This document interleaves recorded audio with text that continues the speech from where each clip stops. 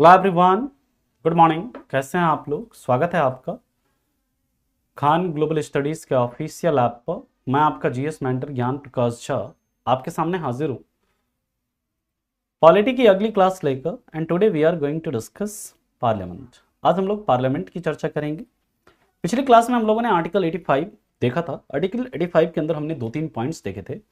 उसमें मैंने आपको बताया था कि president can summon session of houses of parliament, यानी कि president can summon session of parliament, यानी कि जो राष्ट्रपति हैं वो संसद के सत्र को बुला सकते हैं। किसके सलाह पर? On advice of prime minister.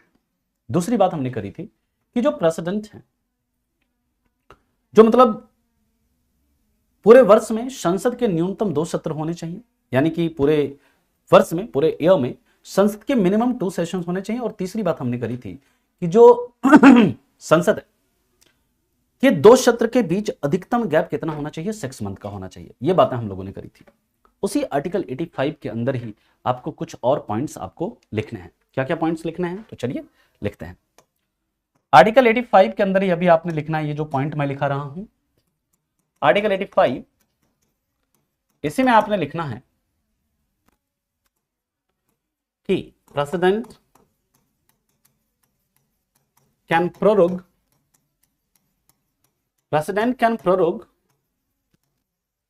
session of parliament. President can prorogue session of parliament on advice of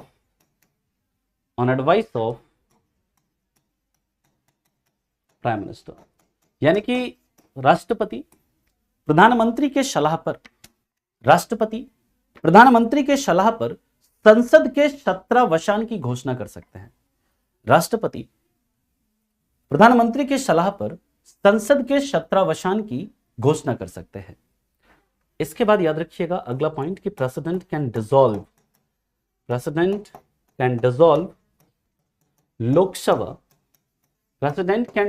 Lok Sabha on advice of prime minister, यानी कि जो राष्ट्रपति हैं वो प्रधानमंत्री की सलाह पर लोकसभा को डिसॉल्व कर सकते हैं।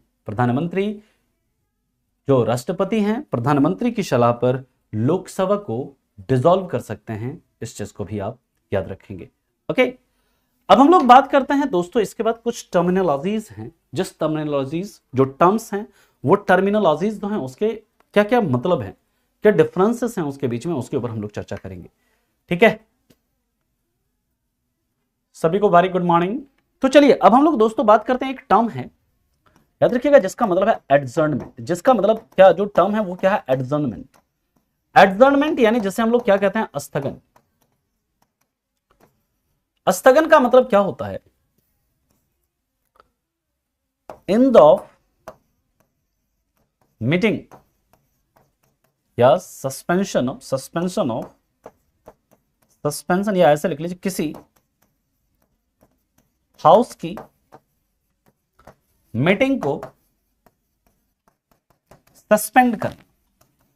किसी हाउस की मीटिंग को क्या करना? सस्पेंड करना, यानी कि suspension of meeting of a house. यानी कोई सदन है, उसकी बैठक चल रही है, कोई सत्र है, मान लीजिए संसद का सत्र चला, बजट सत्र है मान लीजिए। डे टू डे क्या होगी? उसमें मीटिंग होगी। डे टू डे उसमें क्या होगी? बैठक होगी। और जब डे टू डे बैठक होगी तो जो मान लीजिए बैठक चल रही है, उस बैठक को क्या कर दिया गया? सस्पेंड कर दिया गया। मान लीजिए संसद का सत्र चल रहा है, सत्र का कोई मीटिंग चल रहा है, बैठक चल रही है डेली, और वहां पर जो मेंबर्स हैं उन्होंने क्या किया? इनडिसिप्लिन, मतलब कि वो डिसिप्लिन को बिगाड़ना शुरू कर दिया, एक दूसरे पर पेपर फेंकना शुरू कर दिया, एक दूसरे पर को मतलब चिल्लाना शुरू कर दिया एक दूसरे पर। हाउस की मतलब मीटिंग को, कार्रवाई को सही से नहीं चलने दे रहे हैं।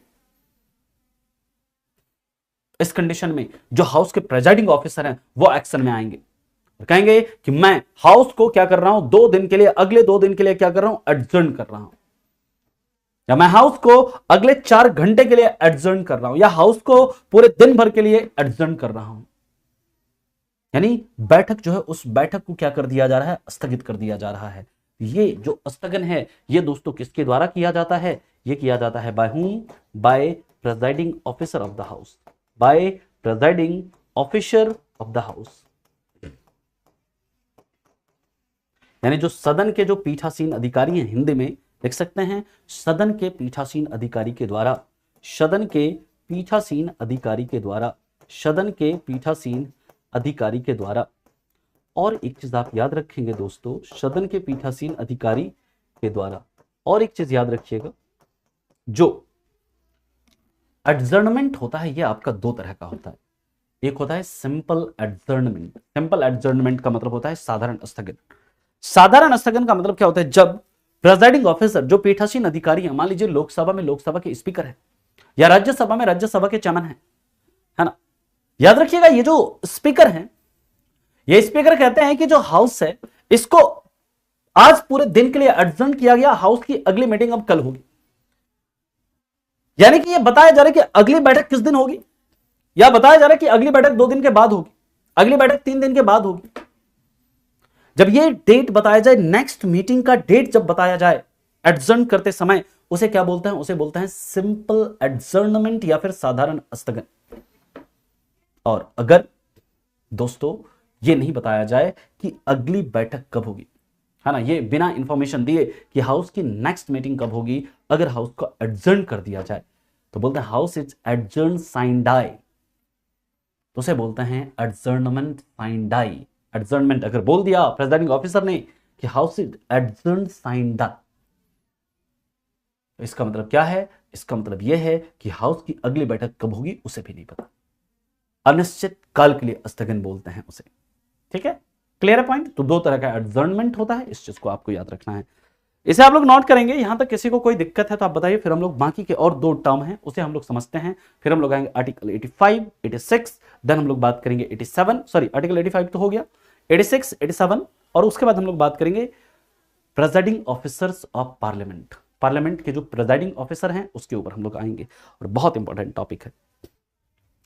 और संभवतः आप लोग याद रखिएगा, कल भी आपकी क्लास जो है वो आपकी चलेगी, है ना, कल भी आपकी क्लास आपकी होगी संभवतः, तो आप लोगों को प्रिपेयर रहना है ना। कल भी इसी टाइमिंग पे, इसी समय पे मैं कोशिश कर रहा हूं कि आपकी क्लास होगी, है ना, सेम यही टाइम रहेगा।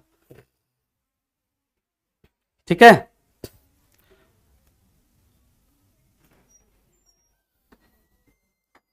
अगले पॉइंट पर मूव करा हम लोग। चलिए नेक्स्ट है, अगला जो टर्म है उसे हम लोग बोलते हैं क्या, उसे हम लोग बोलते हैं, याद रखेंगे, प्रोरोगेशन। प्रोरोगेशन, प्रोरोगेशन का मतलब है सत्रावसान। सत्रावसान का मतलब क्या होता है, end of session of a parliament, end of session of A parliament. वहां पर मीटिंग को समाप्त कर रहे हैं, यहां पर पूरे सेशन को ही समाप्त कर दे रहे हैं। बजट सेशन या विंटर सेशन या फिर मानसून सेशन, जो सेशन चल रहा है उस सेशन को ही क्या कर दिया जा रहा है, समाप्त कर दिया जा रहा है। ठीक है, सेशन को ही क्या कर दिया जा रहा है, समाप्त कर दिया जा रहा है। यानी कि ये किसके द्वारा किया जाता है, ये किया जाता है बाय प्रेसिडेंट। ये किसके द्वारा होता है, राष्ट्रपति के द्वारा होता है। और तीसरा दोस्तों होता है जिसे हम लोग बोलते हैं डिसॉल्यूशन। डिसॉल्यूशन का मतलब क्या है, डिसॉल्यूशन का मतलब विघटन। क्या है इसका मतलब, विघटन। और विघटन का मतलब क्या, एंड ऑफ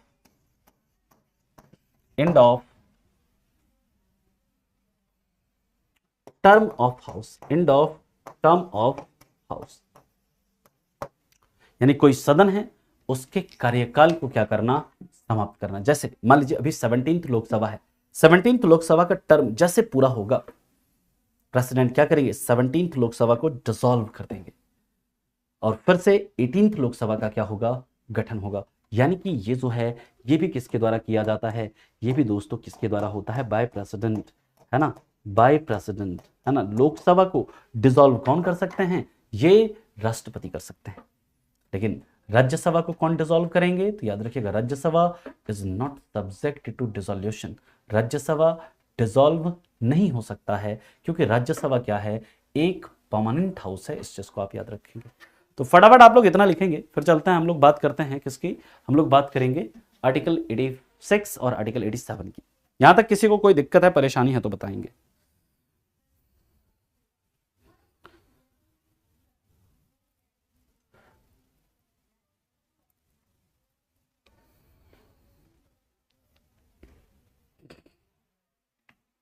कब, कल 10 बजे क्लास है जी, मैथ का।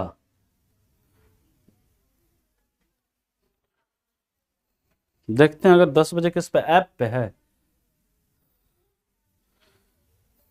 कल देख लेना 11 बजे होगा 10 बजे होगा, कल क्लास होगा, लेकिन ये चेक कर लेना तुम लोग, क्योंकि फिर नेक्स्ट वीक में भी तुम लोगों को छुट्टी मिलेगा ना जी, होली होली का।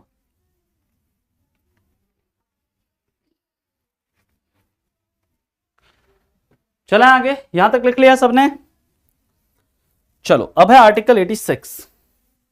आर्टिकल 86, आर्टिकल 86 क्या कहता है? ये कहता है right of president, right of president to address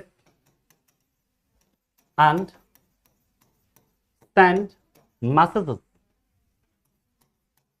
to send messages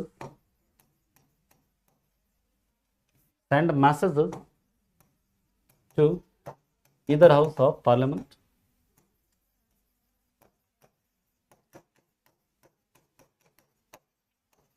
Hindi में लिख लीजिएगा राष्ट्रपति का संसद के किसी सत्र को संबोधित करना या उसे संदेश भेजना, मैसेज भेजना, है ना।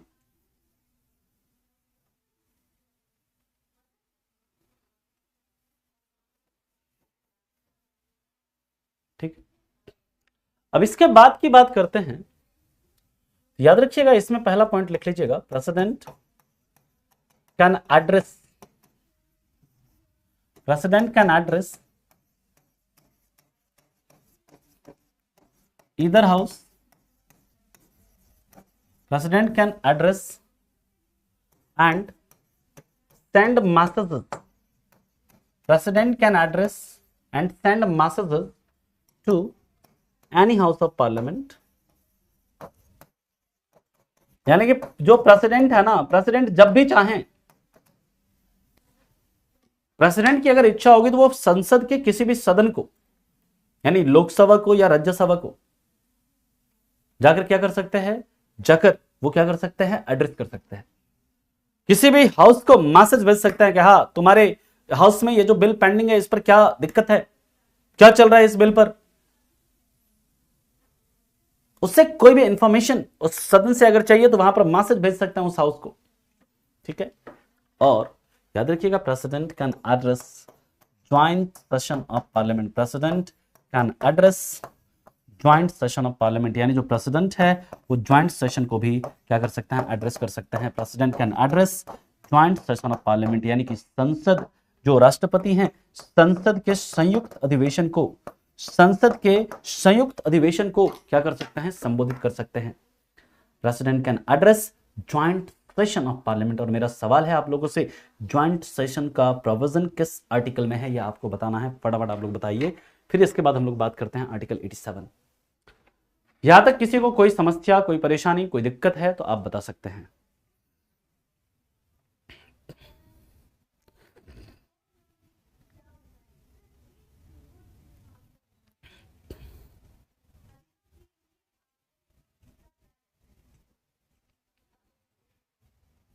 यहां तक किसी को कोई दिक्कत, कोई परेशानी? हिंदी में मैं बोल रहा हूं चंदन जी, आप हिंदी में लिख लीजिए, है ना। अब एक एक चीज मैं रोज एक एक चीज तो नहीं बताऊं ना, हिंदी में बोल रहा हूं, कहीं पर दिक्कत होती है तो आप बता सकते हैं। ठीक है, हिंदी इंग्लिश दोनों में, कहीं पर मैं हिंदी बाइलिंगुअल इसलिए लिखता हूं ताकि ना आपको दिक्कत ना हो। कहीं पर हिंदी में दिक्कत है तो आप हमसे पूछ सकते हैं, मैं बोलता तो हूं ही। ठीक है, 108 में, वेरी गुड, बहुत बढ़िया उमंग जी। बाकी बच्चे क्या नींद में है या बाकी बच्चों को पता नहीं है कि ज्वाइंट सेशन किस आर्टिकल में है? हाँ बताओ। अगर रिवीजन नहीं करोगे ना तो इसी तरह सवाल पूछेंगे, तुम लोग बस चुप ही रहोगे।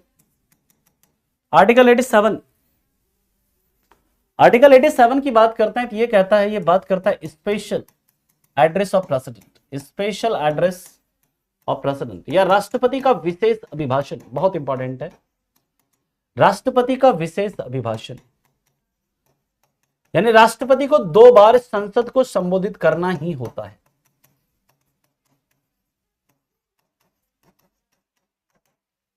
पहला, प्रेसिडेंट एड्रेस, प्रेसिडेंट एड्रेसेस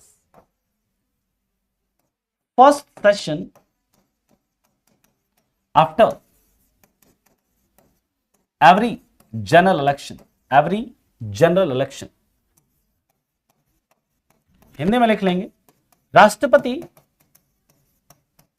राष्ट्रपति हर आम चुनाव के बाद, राष्ट्रपति हर आम चुनाव के बाद संसद के पहले सत्र को संबोधित करते हैं। Yes, it's discretionary power Shivam.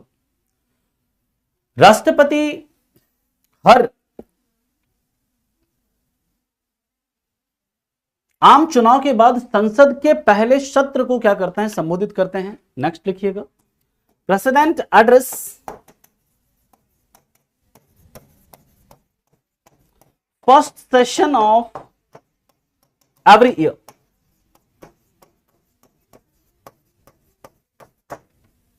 राष्ट्रपति संसद के मतलब राष्ट्रपति हर वर्ष के पहले सत्र को क्या करते हैं, संबोधित करते हैं। यानी कि 2 बार राष्ट्रपति को संसद को संबोधित करना होता है, 2 बार करना ही करना है। पहला, इसे बोलते हैं हम लोग विशेष अभिभाषण बोलते हैं। यहां पर एक्चुअली में क्या होता है, जो कैबिनेट है, कैबिनेट पूरा एक भाषण तैयार करती है। किसके लिए, राष्ट्रपति के लिए।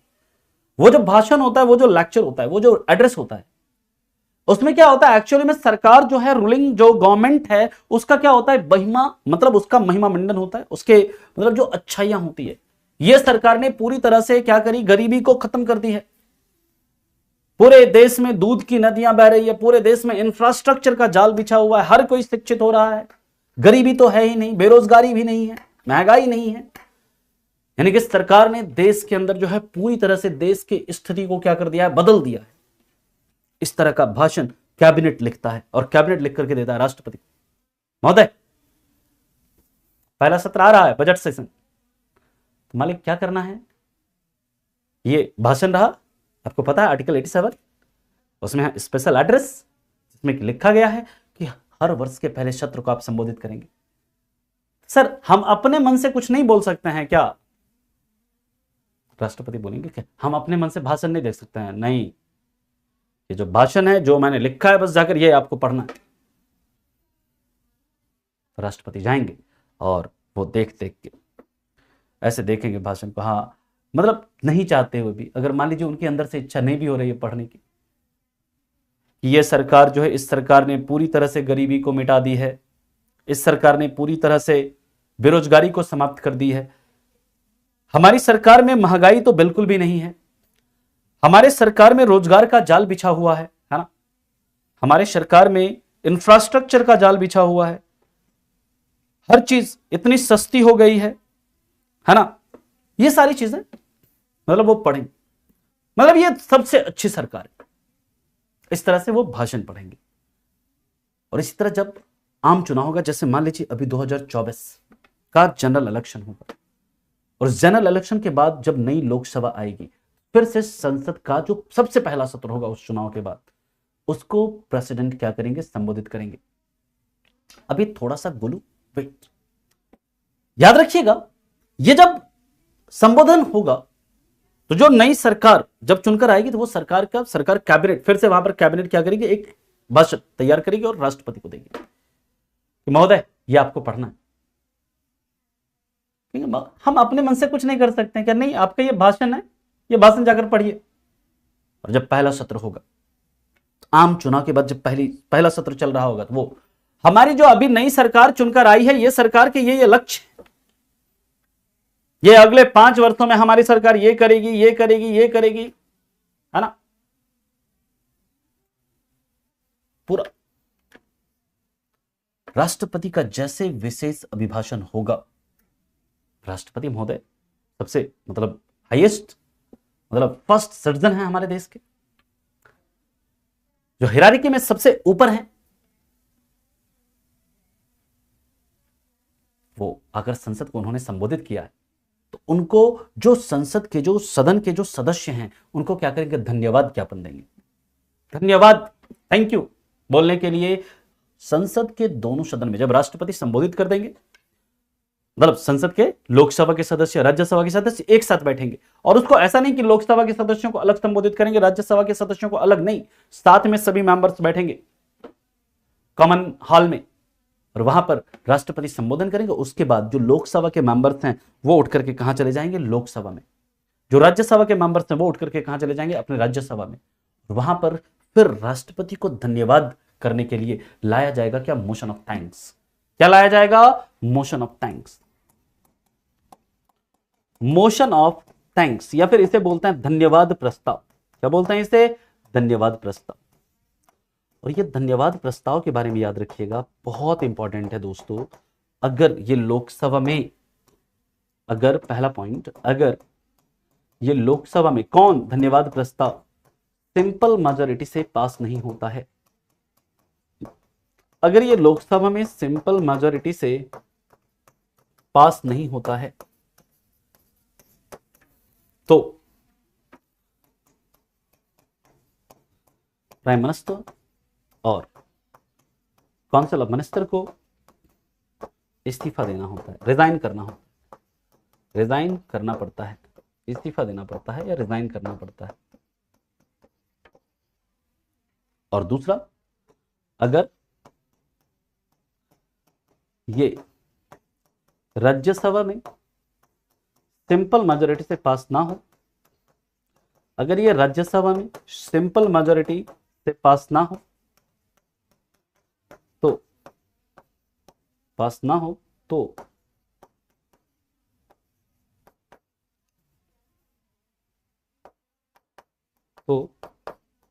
काउंसिल ऑफ मिनिस्टर पर कोई प्रभाव नहीं पड़ता है, काउंसिल ऑफ मिनिस्टर पर कोई प्रभाव नहीं पड़ता है।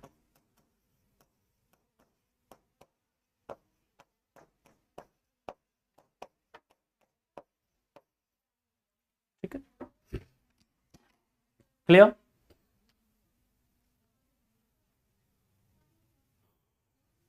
क्या ग्रुप डी का पेपर देना है क्या शहजादा तुमको, हाँ बताओ।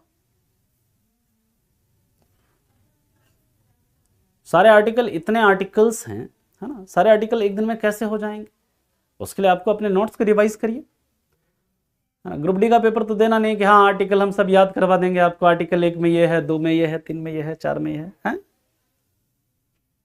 यूपीएससी का पेपर देने जा रहे हो और कह रहे हो कि आर्टिकल सर एक दिन में पूरे।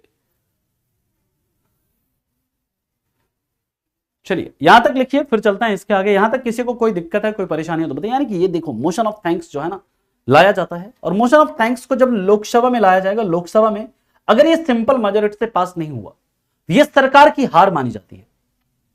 क्योंकि वो भाषण किसने लिखा है, कैबिनेट ने लिखा है, और कैबिनेट के भाषण को ही आपके मेंबर्स पास नहीं कर रहे हैं। मतलब आपने जो बड़ी बड़ी बातें जो कही है उस पर हाउस के लोग सहमत नहीं है, यानी कि ये क्या है, आपकी हार है। तो आप क्या करिए, prime minister and council of minister अपना इस्तीफा दीजिए। लेकिन राज्यसभा, भाई इतना टाइम, मतलब एक दिन में कैसे पूरे आर्टिकल्स, या मतलब अभी तो मतलब एक एक आर्टिकल्स करवा ही रहा हूं। आप अपने नोट्स को रिवाइज करो ना, अभी तक कितने हम कहां पर पहुंच चुके हैं। बाकी और भी आगे के लेक्चर्स में हम बाकी के आर्टिकल्स कराएंगे, है ना। पेपर से पहले आपका मैं सिलेबस फिनिश करूं या फिर सारे आर्टिकल्स करवा दूं,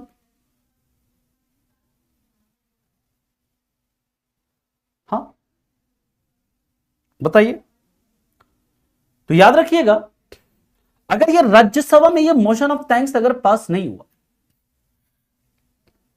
राज्यसभा में अगर ये मोशन ऑफ थैंक्स यानी कि ये जो धन्यवाद प्रस्ताव है ये पास नहीं हुआ, तो काउंसिल ऑफ मिनिस्टर पर कोई इफेक्ट नहीं पड़ता है, कोई प्रभाव नहीं पड़ता है। क्यों? क्योंकि जो काउंसिल ऑफ मिनिस्टर है वो कलेक्टिवली रिस्पॉन्सिबल है किसके प्रति, लोकसभा के प्रति, ना कि राज्यसभा के प्रति।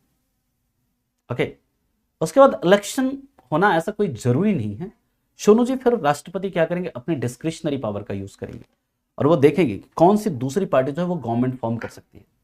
वो उसको गवर्नमेंट बनाने का, मतलब सरकार बनाने का न्योता देंगे, निमंत्रण देंगे। अगर कोई बना पाता है तो ठीक है, और अगर नहीं बना पाता है तो फिर मिड इलेक्शन की घोषणा करेंगे, मध्यावधि चुनाव की घोषणा करेंगे।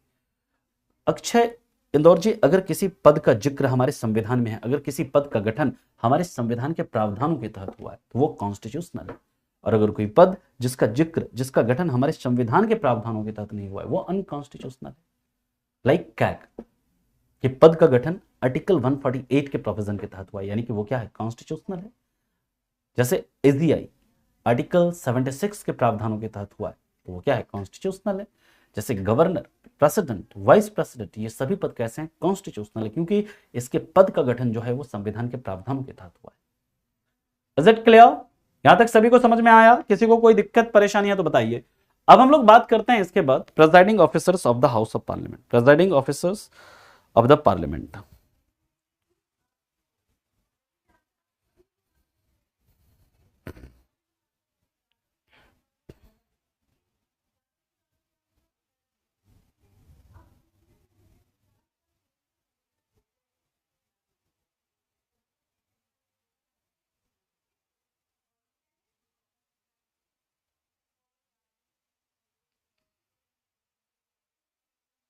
ठीक है, नेक्स्ट पॉइंट पर मूव करें। गोलू जी आपका डाउट क्लियर हो गया? चलिए नेक्स्ट पॉइंट पर हम लोग चलते हैं। अगला है presiding officer, presiding officer of parliament, यानी सदन के पीठासीन अधिकारी, मतलब संसद के पीठासीन अधिकारी, संसद के पीठासीन अधिकारी,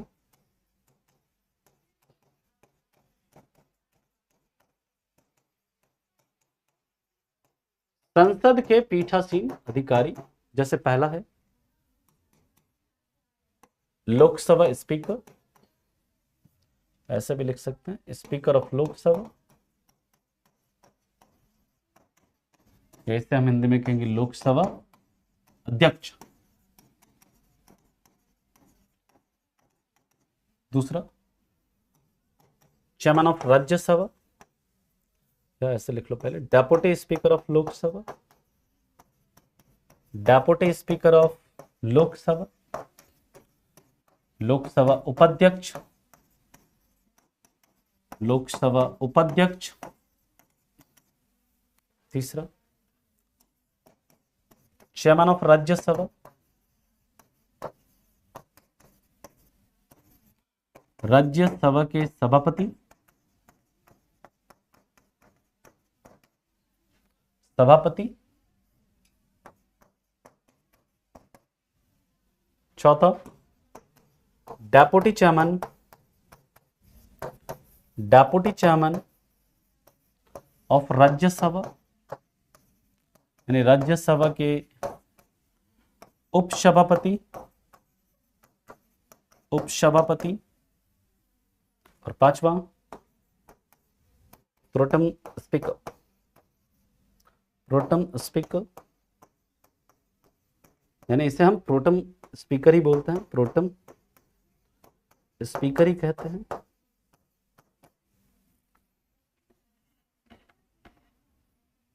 ये 5 पद हैं जो प्रेजाइडिंग ऑफिसर के अंदर हमें पढ़ना है। Presiding officer of house of parliament, है ना, presiding officer of house of parliament, presiding officer of parliament.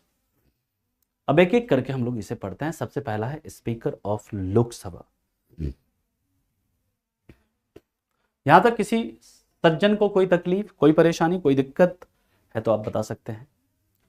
अगले सवाल, अगले पॉइंट पर हम लोग मूव करें, नेक्स्ट पॉइंट पर हम लोग चलें। किसी को कोई दिक्कत, तकलीफ, समस्या, परेशानी है तो बताइए।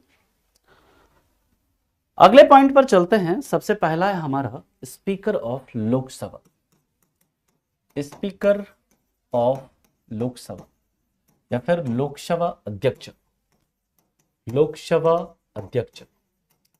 जब दोस्तों लोकसभा अध्यक्ष की हम लोग बात करते हैं, याद रखिएगा सबसे पहला पॉइंट कि he is constitutional head, he is constitutional head of Lok Sabha. ये लोकसभा के संवैधानिक प्रमुख हैं। ये लोकसभा के क्या हैं, संवैधानिक प्रमुख हैं। He is supervisor, he is supervisor of Lok Sabha. ये लोकसभा के पर्यवेक्षक हैं, मतलब इनका काम है सब कुछ लोकसभा में सही रूप से चलता रहे। He is supervisor of Lok Sabha. Article 83 कहता, आर्टिकल 93 कहता है election of speaker and deputy speaker, election of speaker and deputy speaker of Lok Sabha, यानी कि कैसे इलेक्शन होगा लोकसभा के स्पीकर और डेप्यूटी स्पीकर का, इसकी चर्चा किसमें है? आर्टिकल 93 में। और आर्टिकल 93 कहता है, क्या कहता है? Speaker and deputy speaker of Lok Sabha, speaker and deputy speaker, speaker and deputy speaker of Lok Sabha are elected by simple majority, are elected by simple majority, are elected by simple majority of Lok Sabha. यानी कि जो लोकसभा के speaker और deputy speaker जो चुने जाते हैं लोकसभा के अंदर जो मेंबर्स हैं, केजीएस यूजर तुम यार मतलब ज्यादा होशियार हो, मतलब मुझे पता है आपको आर्टिकल 89 आता है। अगर आप ये जानना चाह रहे हैं कि आर्टिकल 89 मुझे आता है या नहीं, तो याद रखिए आर्टिकल 89 में क्या है, डेप्यूटी चेयरमैन ऑफ राज्यसभा जो है उसका इलेक्शन कैसे होगा, है ना। तो जब हम आएंगे वहां पर तो वहां पर बात करेंगे, ये बीच में आप प्लीज डिस्टर्ब नहीं किया करिए। सर आर्टिकल 89 बता दो सर क्या है।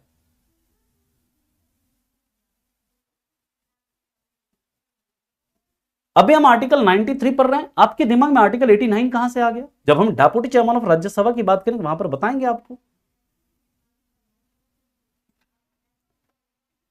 मतलब ये आप पूछ नहीं रहे, आप बता रहे हैं कि हमें आर्टिकल 89 आता है।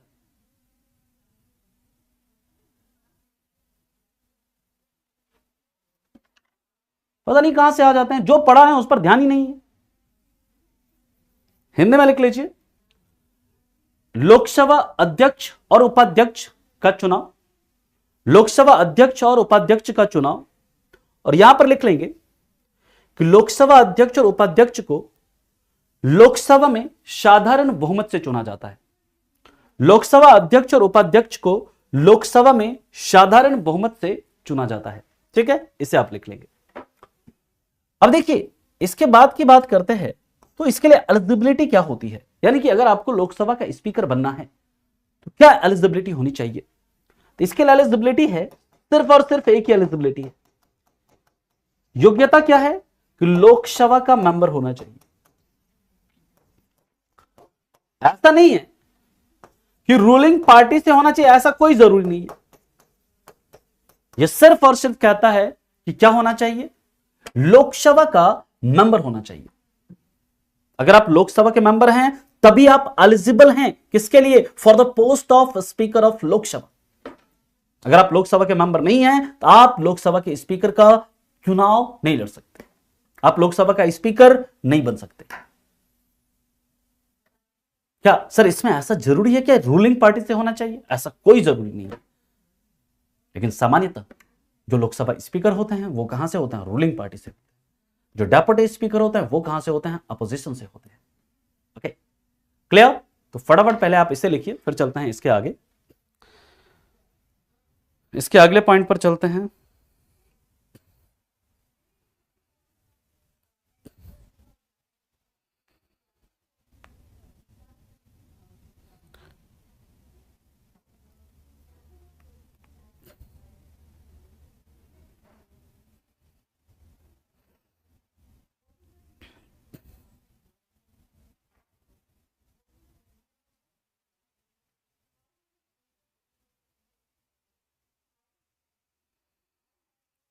चलो नेक्स्ट पॉइंट पर मूव करें।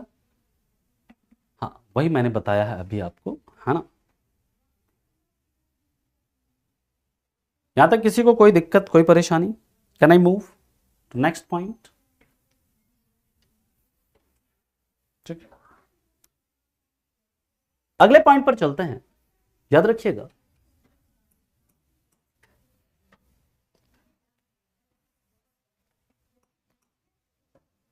जो date of election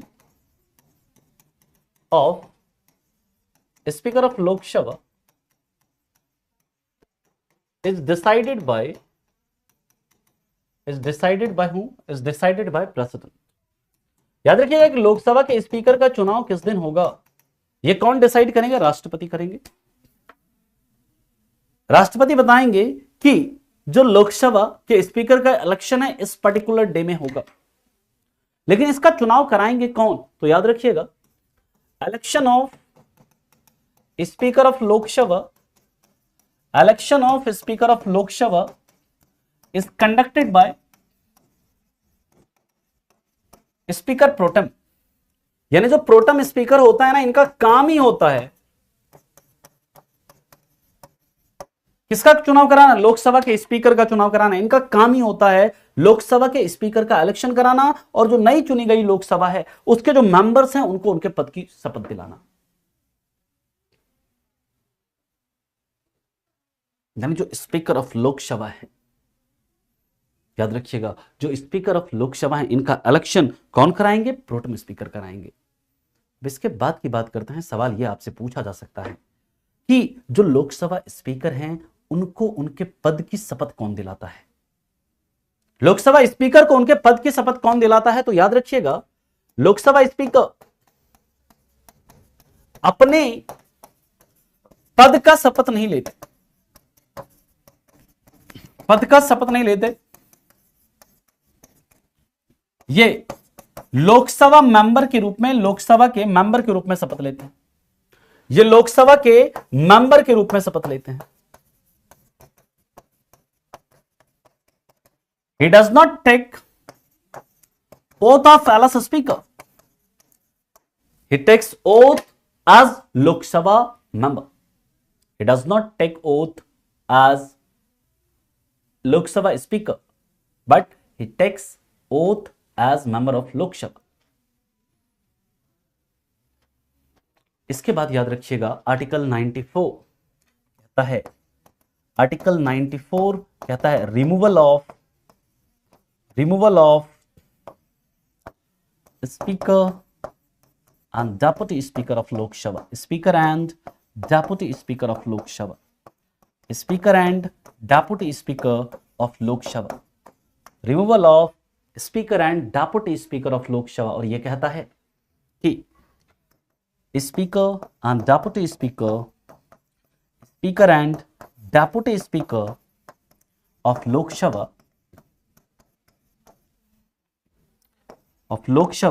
are removed by effective majority of Lok Sabha. Hindi में लिख लीजिएगा, मैं अभी बोल देता हूं, effective majority of Lok Sabha. Hindi में लिख लेंगे कि आर्टिकल 94 लोकसभा अध्यक्ष और उपाध्यक्ष का हटना, लोकसभा अध्यक्ष और उपाध्यक्ष को हटाना, और उसके बाद लिखेंगे लोकसभा अध्यक्ष और उपाध्यक्ष को लोकसभा के प्रभावी बहुमत के द्वारा, लोकसभा के अध्यक्ष और उपाध्यक्ष को लोकसभा के प्रभावी बहुमत के द्वारा उनके पद से हटाया जाता है। लोकसभा के अध्यक्ष और उपाध्यक्ष को प्रभावी बहुमत के द्वारा, लोकसभा के प्रभावी बहुमत के द्वारा उनके पद से हटाया जाता है। पहले आप इतना लिखेंगे, फिर चलते हैं इसके आगे।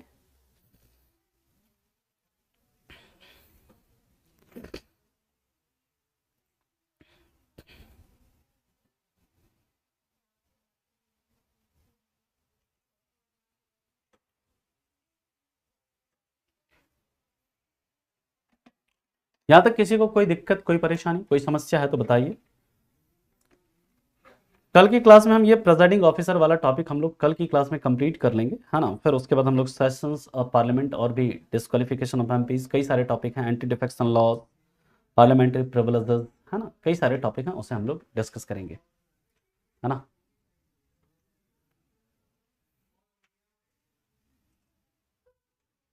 ठीक है, चलो नेक्स्ट पॉइंट पर हम लोग बात करते हैं। अगला याद रखिएगा, first speaker of Lok Sabha, first speaker of Lok Sabha ये कौन है? Ganesh Vasudev Mavalankar, Ganesh Vasudev Mavalankar.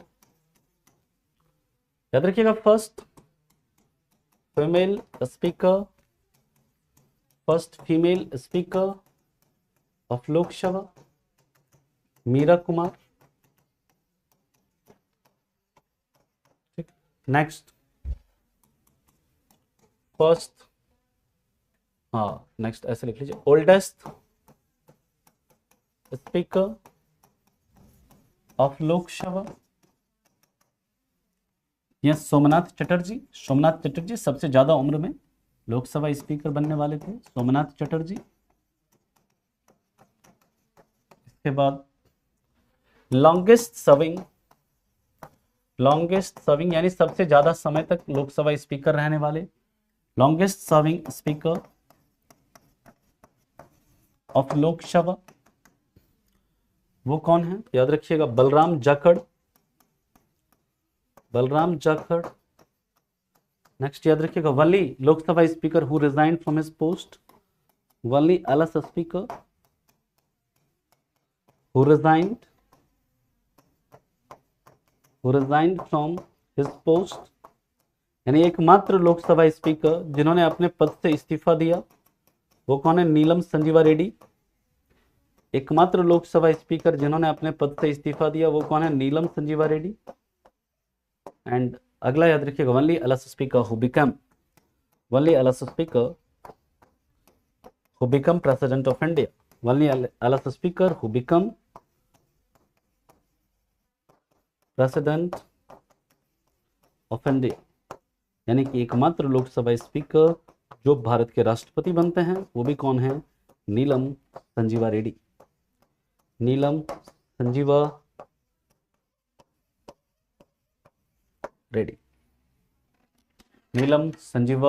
Reddy. Effective majority already पढ़ा चुके हैं शिवम, पिछली क्लासेस में जाकर देखो, ठीक है, ऑलरेडी पढ़ा दिया है। डिफरेंट टाइप ऑफ मेजॉरिटी जब पढ़ाया था तो वहीं पर रिवाइज करो, इसलिए बोलता हूं नोट्स को रिवाइज करो।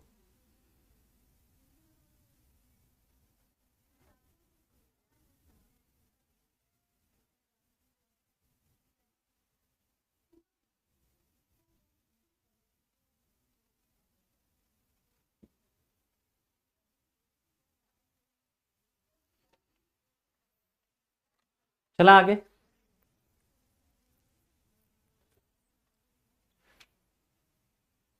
यहां तक किसी को कोई दिक्कत?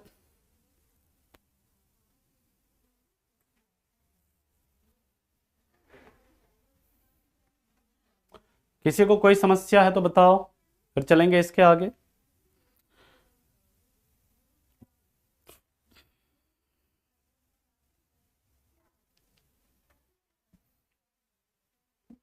अभी अभी आ रहे हैं बघेल साहब, थोड़ा पेशेंस रखिए बाबू, है ना, वही हरकत आप भी कर रहे हैं, है ना, जो हरकत अभी एक बालक ने किया था, वो बालक पता नहीं गायब है। वो एक्चुअली वो उसको पता था आर्टिकल 89, है ना, इस बात को लेकर वो था, है ना, उसको आर्टिकल 89 पता है, फिर भी यहां पर आप वो आकर यहां पर पूछ रहा है। हाँ बिल्कुल उमंग जी,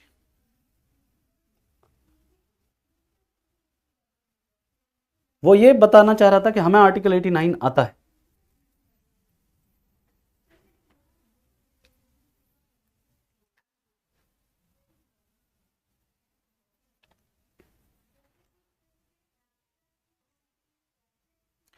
फीमेल है ना, जगजीवन राम की पुत्री थी। चलिए नेक्स्ट है, याद रखिएगा, एलएस स्पीकर अपना इस्तीफा एलएस डेप्यूटी स्पीकर को देते हैं। देखिए दोनों एक दूसरे को अपना इस्तीफा देते हैं, दोनों एक दूसरे को अपना इस्तीफा देते हैं, है ना। एलएस स्पीकर अपना इस्तीफा किसे देते हैं? हर्ष जी यार तुम मतलब कैसी बात कर रहे हो, मतलब ऐसी उम्मीद नहीं थी। किस किस एग्जाम के लिए तुम प्रिपेयर कर रहे हो हर्ष, बताना सही सही। हे भगवान, ये तो पूरा लुटिया डुबा देगा भाई। प्रेजेंट में भी मुझे लगता है लिखा ही देना चाहिए। लिख लो भाई, प्रेजेंट स्पीकर बताओ कौन है एलएस स्पीकर। ये तो पूरा इसने मतलब कहते हैं ना सारा गुर गोबर कर दिया इसने तो, है। लोकसभा स्पीकर अपना इस्तीफा किसे देते हैं? एलएस डेप्यूटी स्पीकर को, और डेप्यूटी स्पीकर अपना इस्तीफा किसे देते हैं? एलएस स्पीकर को। दोनों एक दूसरे को रिजाइन करते हैं। याद रखिएगा, if Lok Sabha speaker disqualified as member of Lok Sabha,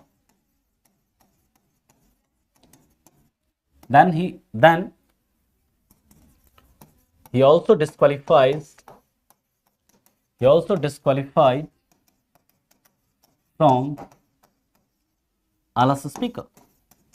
Hindi में लिख लीजिएगा, हिंदी में लिख लीजिएगा, अगर लोकसभा स्पीकर हाँ, first female speaker Meira Kumari है, उनका नाम मीरा कुमारी है ना, ऋषिकेश जी,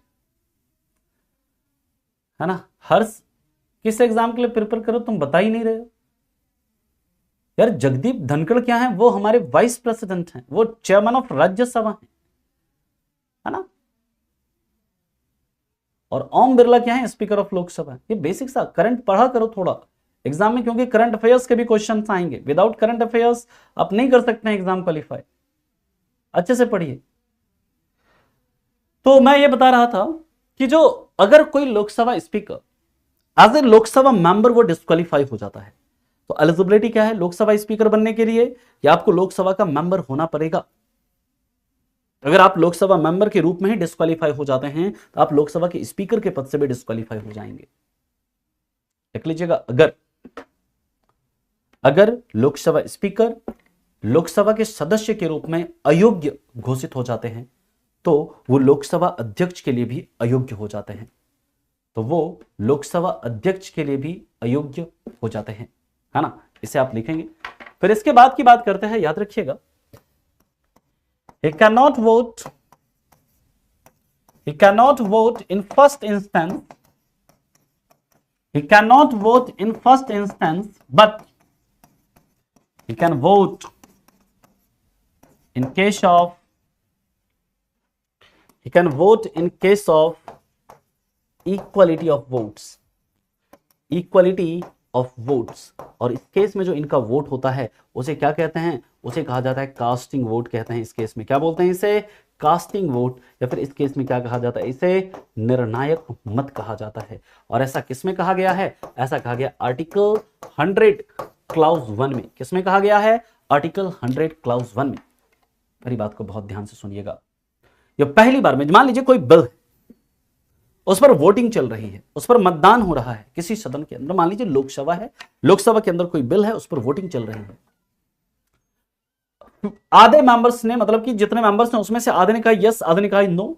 यानी कि मान लेते हैं नॉर्मली कि नॉर्मल कंडीशन क्या हो रहा है, उस पर वोटिंग हो रही है, तो पहले इंस्टेंस में वो वोट नहीं करेंगे, उनको वोट करने का अधिकार नहीं। ठीक। लेकिन मान लीजिए कि अगर कंडीशन ये हो जाता है कि वोट इक्वल हो जाता है, मानी कि 50%, यानी आधे लोगों ने कहा यस, आधे लोगों ने कहा नो, फिर ये एक्शन में आएंगे। और ये एक्शन में आकर के ये क्या करेंगे? ये वहां पर अपना निर्णायक मत देंगे। क्या देंगे? अपना निर्णायक मत देंगे, अपना कास्टिंग वोट देंगे। अगर ये कहेंगे यस तो बिल पास होगा, नो कहेंगे तो बिल पास नहीं होगा। इसी को, इनका जो मत होता है, इसे क्या बोलते हैं? निर्णायक मत बोलते हैं, कास्टिंग वोट बोलते हैं, जिसका वर्णन किसमें है? आर्टिकल 100 क्लाउज 1 में। ये हिंदी में लिख लीजिएगा। कहता है कि ये पहली बार में मतदान नहीं कर सकते हैं। हिंदी में लिख लेंगे, ये पहली बार में मतदान नहीं कर सकते हैं, लेकिन मतों की बराबरी होने पर ये निर्णायक मत दे सकते हैं। मतों की बराबरी होने पर ये निर्णायक मत दे सकते हैं। ऐसा किसमें है? आर्टिकल 100 क्लाउज 1 में है। इसके बाद याद रखिएगा, he can preside, he presides joint sitting या ज्वाइंट सेशन ऑफ पार्लियामेंट। यह संसद के संयुक्त अधिवेशन की अध्यक्षता करते हैं। और ऐसा किसमें? आर्टिकल 118। यह संसद के संयुक्त अधिवेशन की अध्यक्षता करते हैं। he can adjourn, adjourn का मतलब अभी आपको बताया था, he can adjourn house of parliament, he can adjourn house of parliament House of Lok Sabha. He can adjourn meeting of Lok Sabha. He can adjourn meeting of Lok Sabha in case of absence of quorum. In case of absence of quorum, Hindi में लिख लेंगे गणपूर्ति की अनुपस्थिति, गणपूर्ति की अनुपस्थिति के, गणपूर्ति के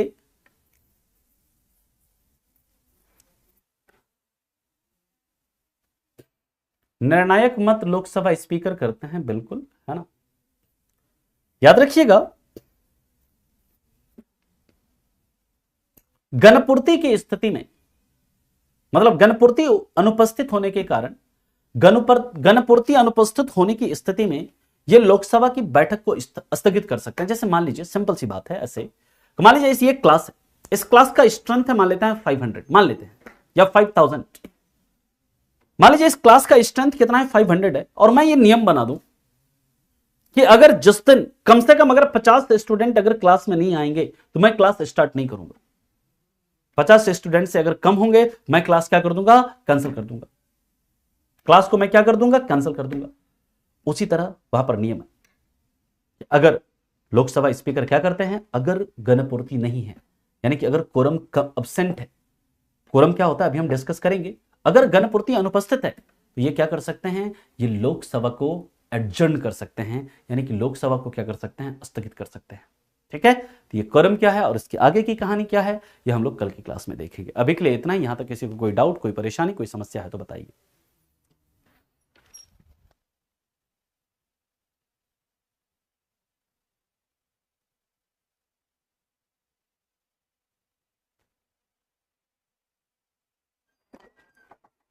यहां तक किसी को कोई दिक्कत नहीं है ना, तो फिर मिलते हैं कल। एक बार चेक कर लीजिएगा टाइमिंग, है ना, किस टाइमिंग पे रहता है आपका क्लास। मतलब ये 11 बजे ही होगा, या अगर 11 बजे आपकी कोई दूसरी क्लास होगी ऐप पर तभी आपका पहले होगा, है ना। कल 11 बजे ही चांसेस हैं, 11 बजे ही क्लास होगी, है ना। यस, यू कैन रेफर, है ना। I think if you are making proper notes, there is no need to read any book, Anant Priya ji, है ना, अनंत प्रिय।